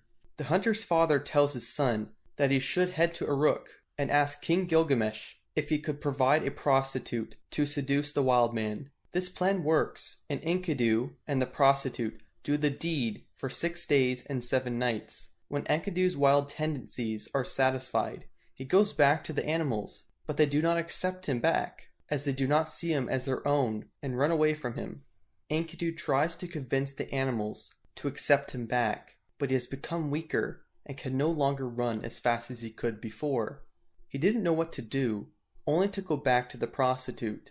The prostitute comforts him and tells of the wonders that he will find in the city of Uruk. She tells him of the food, the festivals, and the king, Gilgamesh, that uses his own people. As soon as he heard about Gilgamesh, he was eager to meet him and challenge him to a contest of strength. The prostitute tells Enkidu that Gilgamesh is too strong and could not win, but said that Gilgamesh is lonely and wishes for a friend. It turns out that Gilgamesh has previously had 2 dreams about Enkidu. In the first dream, a meteor lands in a field somewhere outside Uruk. He is drawn to the rock, and using his great strength, gives it to his mother and his son, handling it with great care. In the second dream, Gilgamesh finds an axe lying in the street. He was drawn to the axe, and out of appreciation for it, takes it back to his mother, handling it with great care. Gilgamesh's mother tells him that both the rock and the axe symbolizes a man that he will soon challenge, a man that would become his most trusted friend, and a person who had the guidance and power to save Gilgamesh. The temple prostitute shares a pair of garments with Enkidu. These are the first clothes he has ever worn. Then the prostitute leads him on the way to the city of Uruk. On one of the nights, both of them stop at the shepherd's camp. The herdsmen are amazed by Enkidu's size, strength, and good looks. They serve him plates of cooked food, bread, and beer. At first glance, Enkidu does not recognize these objects as food. Only until now he has eaten grass and drank animal's milk. He was hesitant at first, but the prostitute urges him to eat. He gulps it all down and starts to sing. He washes with oil and gets new clothes. He even picks up a sword and guards the shepherd's flocks to keep away the wolves and lions. One day, a stranger comes to the shepherd's camp carrying a decorative dish. Enkidu asks the prostitute to find out who the man was and where he was going. The man tells both of them that he is bringing offerings to a wedding ceremony in Uruk. The groom is not King Gilgamesh, but the man says that Gilgamesh gets to lie with the bride before the husband, because Gilgamesh can take whatever he wants, because no one can endure his great power. Enkidu is furious and decides to go to Uruk and challenge Gilgamesh, as Enkidu is sure that the king of Uruk is no match for him. When Enkidu makes it to Uruk, Enkidu draws a crowd around him, calling him their champion. Enkidu firmly stands in front of the bride's bedchamber when Gilgamesh tries to force his way in. Both Gilgamesh and Enkidu lock into combat, grappling through the streets, shaking the city as they fight. Eventually, Gilgamesh, proving to be stronger, wrestles Enkidu to the ground. They both forgive each other. Enkidu then admits that Gilgamesh deserves to be king. Gilgamesh's mother gives their new friendship her blessing, proclaiming that Enkidu will be Gilgamesh's trustworthy companion. Both Gilgamesh and Enkidu search for a commendable adventure for both of them to take on. Enkidu tells of a terrible monster named Humbaba, who Enlil, the god of earth, wind, and air, created to guard the distant cedar forest that was banned to humans. Gilgamesh can't wait to take on the beast, while Enkidu warns him that the demon is invincible. Gilgamesh is not deterred, as even if he dies, he would still be remembered for his bravery. Gilgamesh convinced Enkidu that if they managed to kill Humbaba, they would be famous. Enkidu joins in on the adventure, and they prepare to order new weapons, such as massive swords, axes, and bows, for their journey. Before the two heroes set out, they tell the people of Uruk that they are going to slay Humbaba and cut down the cedar trees the monster protects. The elders of the city are furious and tell Gilgamesh that he is going overboard and misjudges Humbaba's strength. They told Gilgamesh if he is still keen on his task, that he should not only rely on his great strength and look to Enkidu, for he knows the wilderness best. They also told him to appease the sun god Shemesh for protection, which he did. Gilgamesh and Enkidu then make their way to Gilgamesh's mother, Nisun, for her blessing as well. She praises Shemesh's protection and adopts Enkidu as her son. Gilgamesh and Enkidu are now truly brothers. The two heroes listen to more prayers, rituals, sacrifices, as well as more warnings from the elders. Once all the final preparations are finished, the two heroes set off on their adventure.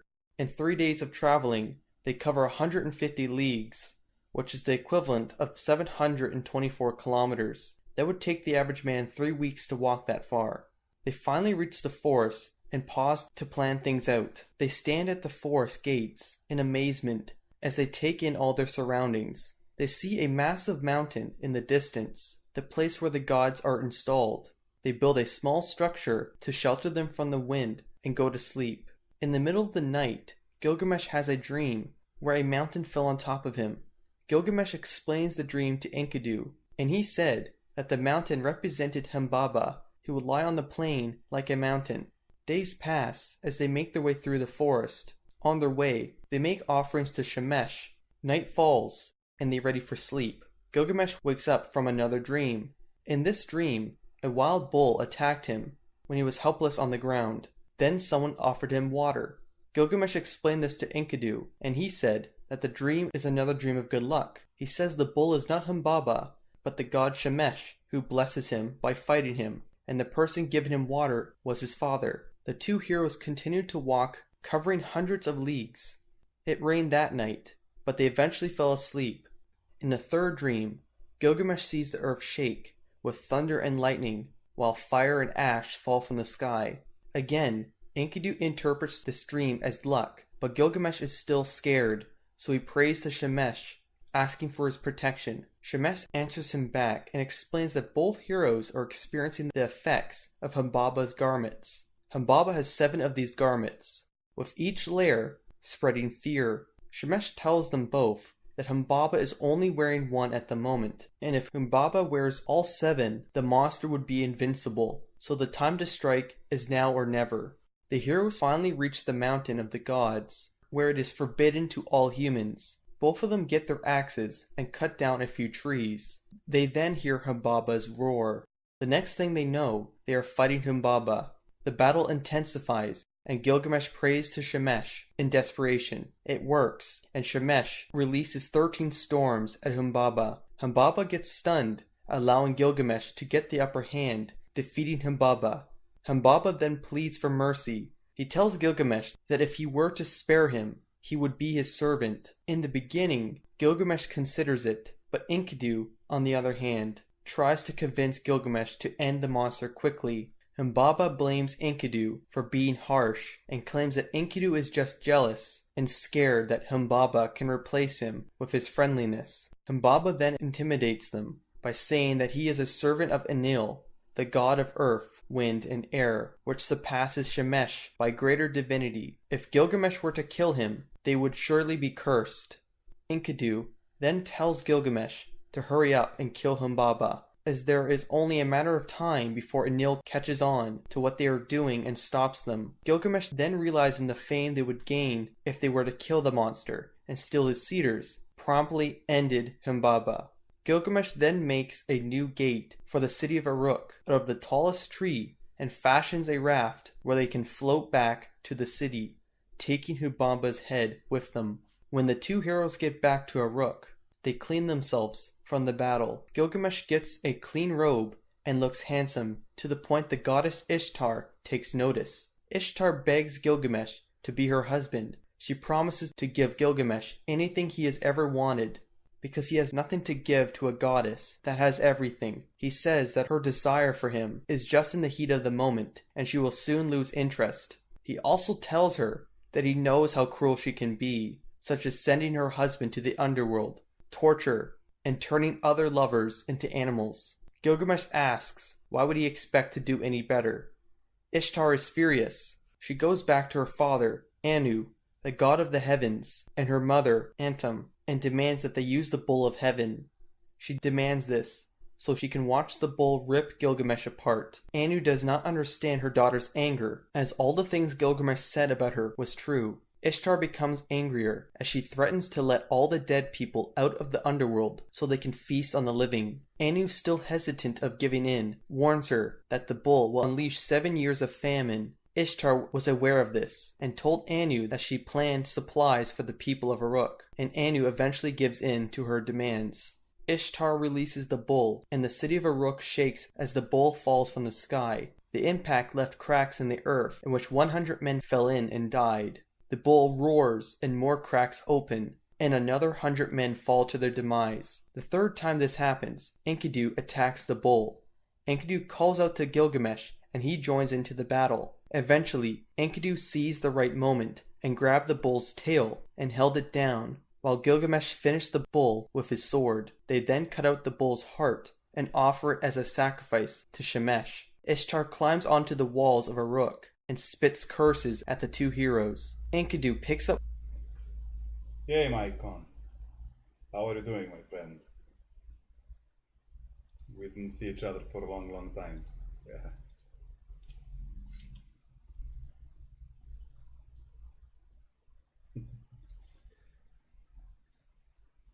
Let me just switch to some music.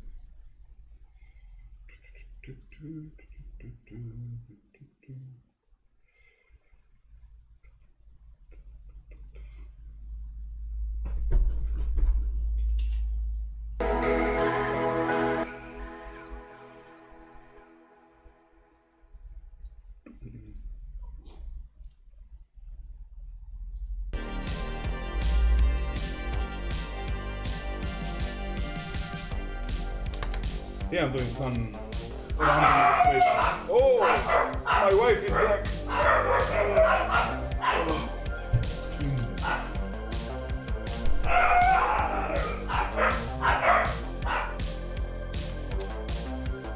So this is like some kind of freeform illustration. Don't have any pathway of what I'm doing.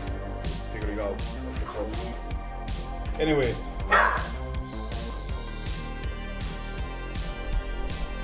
Oh, sorry to hear that, man. Yeah, man, you can get back to it when you finish other obligations. It's not the end, you know. You can always go back. Anyway, I think I'm done for today. I wanna take time and enjoy with my wife. And I'm gonna stream early in the morning again tomorrow. Not early. I don't know, 10, 11 a.m. So, have a nice day.